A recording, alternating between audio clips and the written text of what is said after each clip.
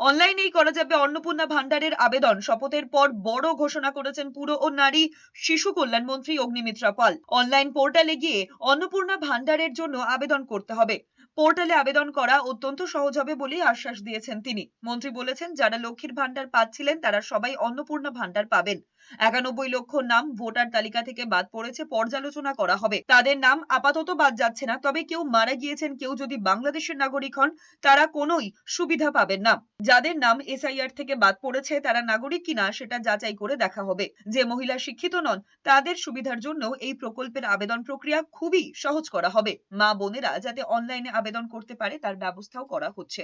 অন্নপূর্ণার ভান্ডার আমি শুনছিলাম যে এতদিন তো দুয়ারের সরকারের মাধ্যমেই হয়েছে, কিন্তু আমি আমার ডিপার্টমেন্টের সাথে কথা বলে আমি অলরেডি বলে দিয়েছি অন্নপূর্ণার ভান্ডারে অনলাইন কমপ্লিটলি এখনই ব্যবস্থা করতে, এবং ইমিডিয়েটলি অনলাইনেই যাতে সমস্ত মানুষ যে 1 পাস 2 পাস বা যে হয়তো শিক্ষাটা পাননি, হয়তো মানে শিক্ষিত নন, এতটা ইজি করা হবে এই অ্যাপ্লাই করার পোর্টালটাকে যে যে কেউ মানে পোর্টালে গিয়ে অ্যাপ্লাই করতে পারে।